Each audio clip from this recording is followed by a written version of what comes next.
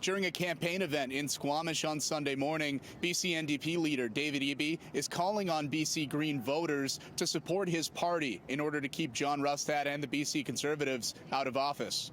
I think the values of British Columbians who are thinking about voting Green are consistent with the plans and the work that we're doing in British Columbia.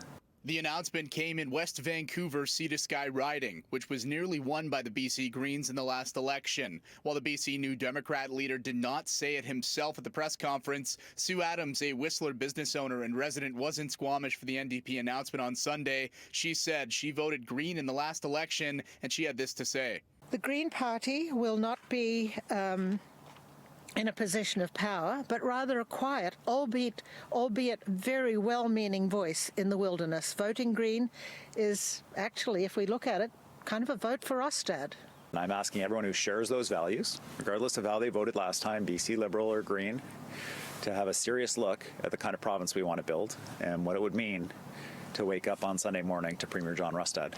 BC Greens leader Sonia Furstenau took to X in response to Sunday's press conference, saying that David Eby backtracked on core NDP values at the start of the campaign and then questioned the BC NDP leader on adopting more of John Rustad's positions if more BC Greens aren't elected. In a statement from the Greens on Sunday, throughout his campaign, Eby had focused on telling people not to vote for the BC Conservatives, and now he's telling people not to vote for the BC Greens. A vote for Green is a vote for meaningful, positive, progressive change for our communities, our environment, and the future.